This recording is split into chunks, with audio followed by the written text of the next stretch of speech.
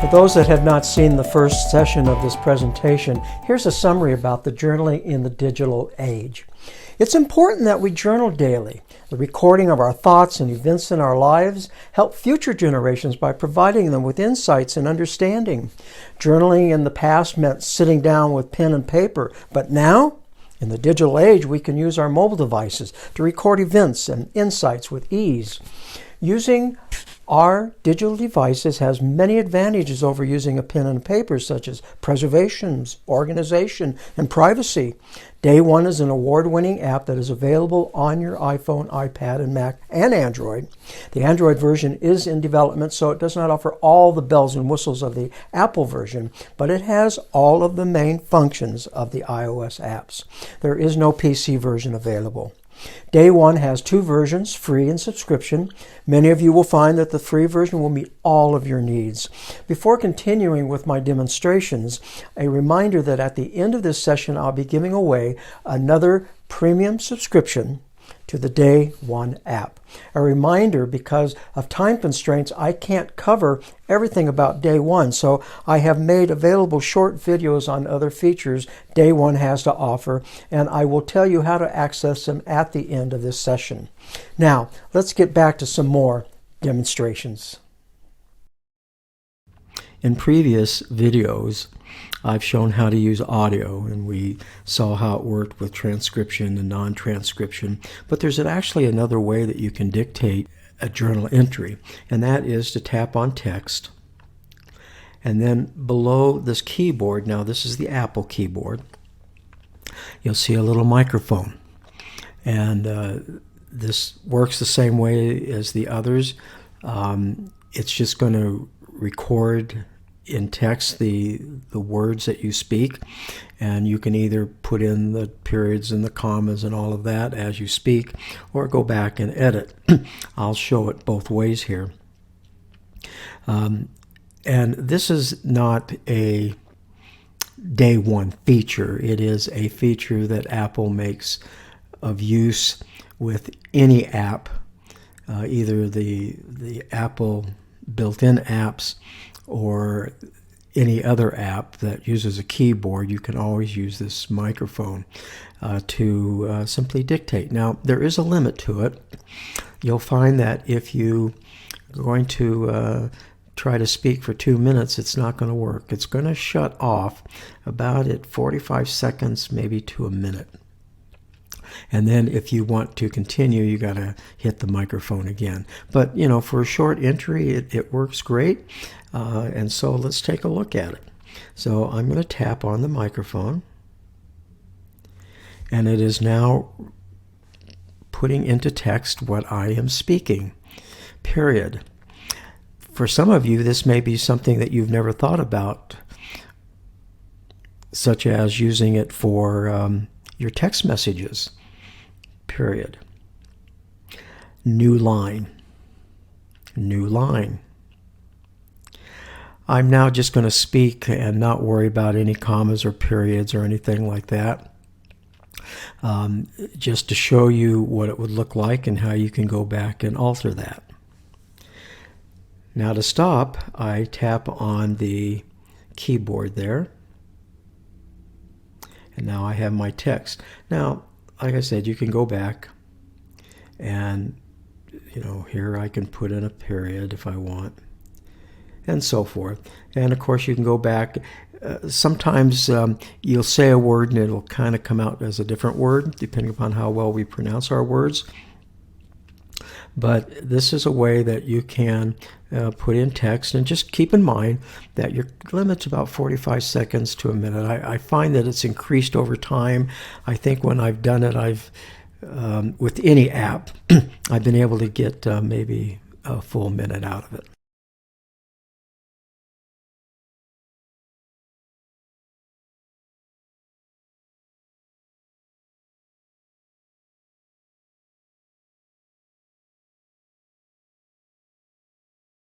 Promised you I would show you the formatting options, and so let's take a look at that now.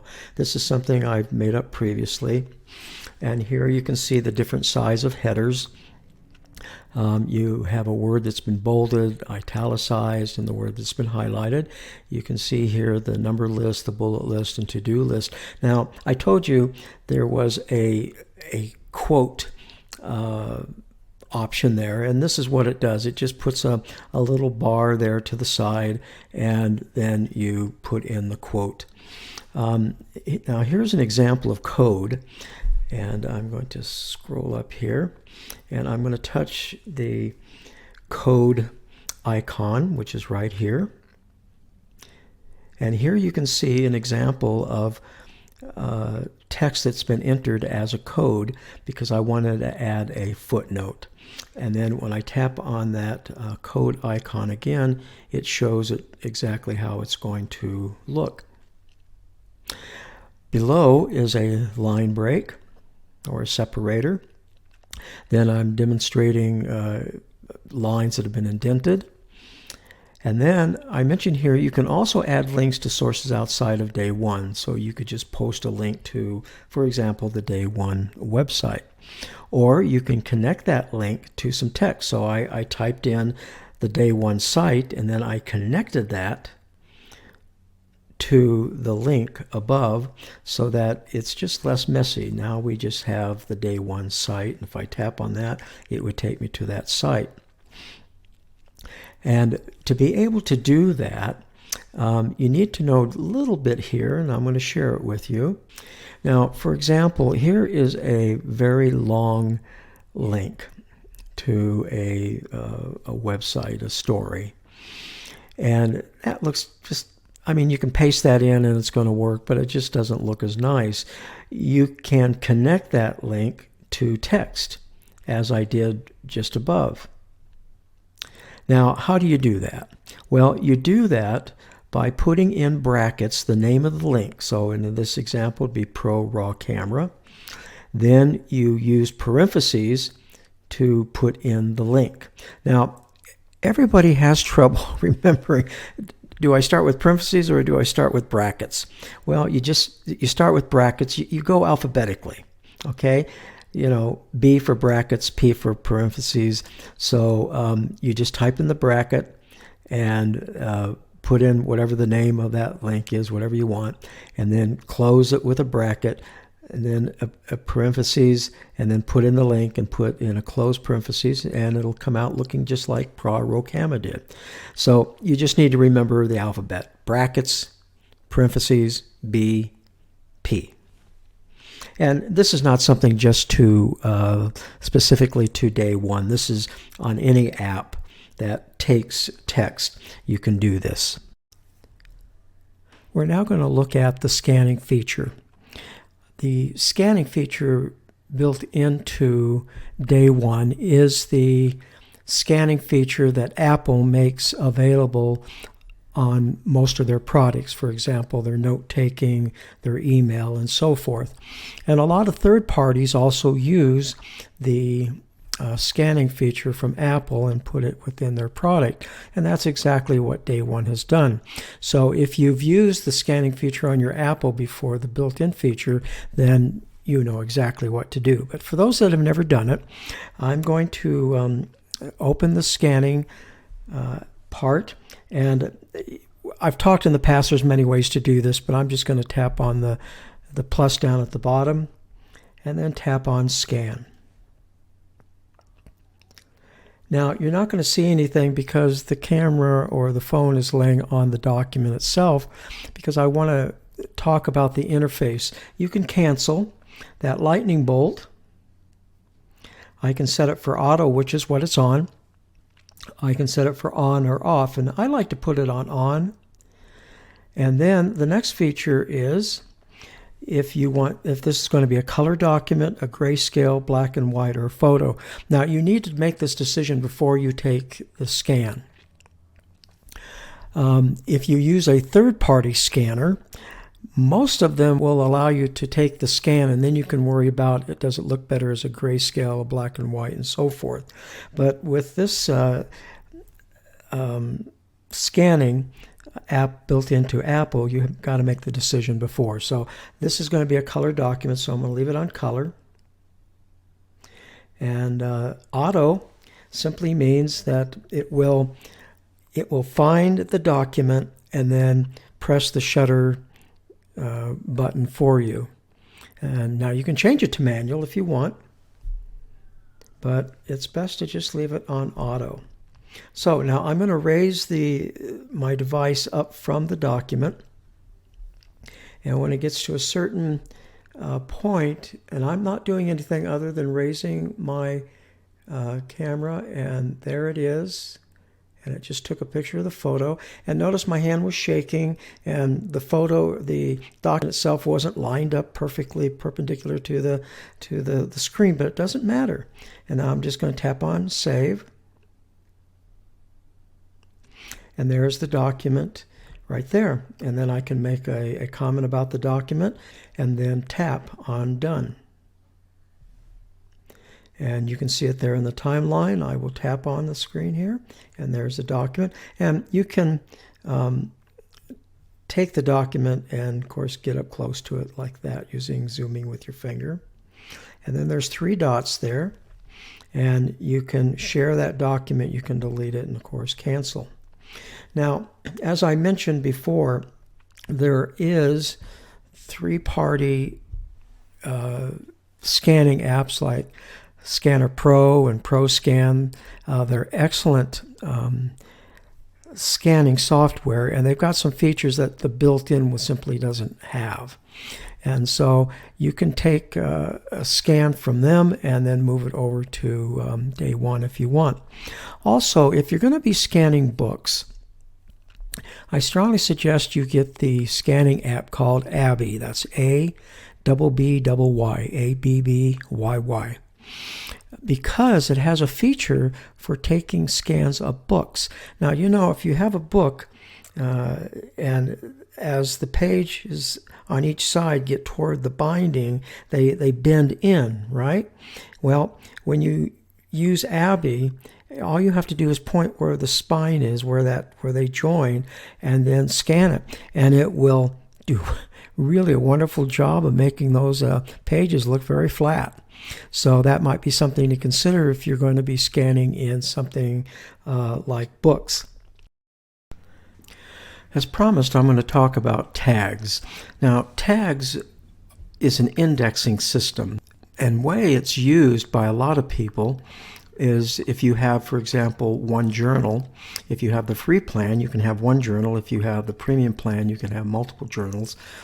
But for those that have one journal, they use tags to divide that journal up into various topics, maybe gratitude or work or something like that.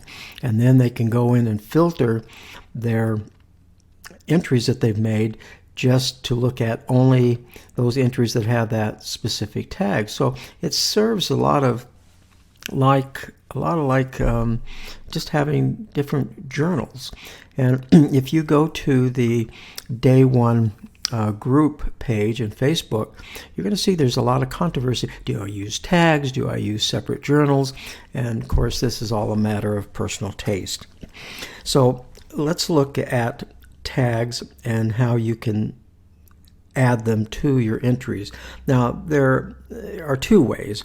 The first one is if you tap on text up here and just get into an entry, tap on those 3 dots, and you can see you can add a tag.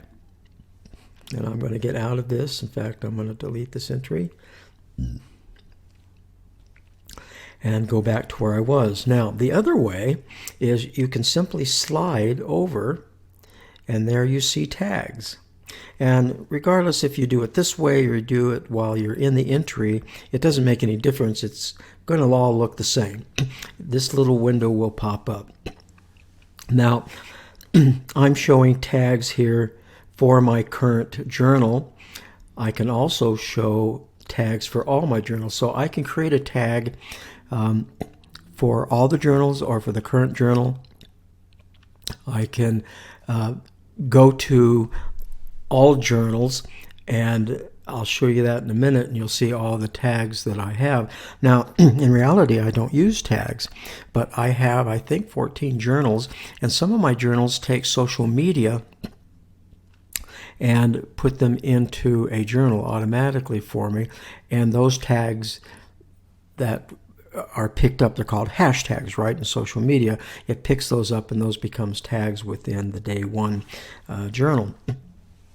So I'm going to tap on all journals here, and you can see I've got quite a few, but mainly I've experimented with tags from time to time, but I find that I just like to have separate journals.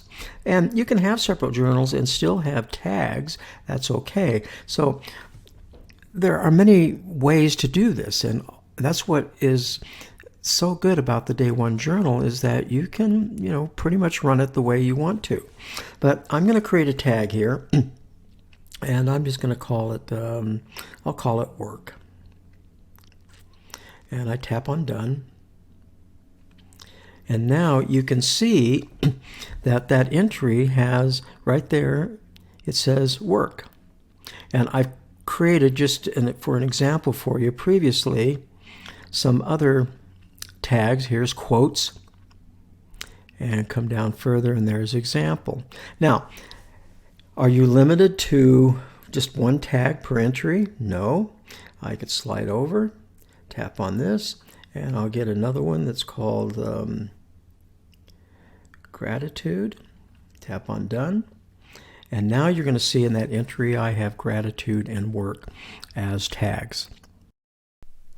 I hope that you enjoyed learning about the Day One app. If you have any questions or feedback, you can reach me at help@thebusylatterdaysaint.com.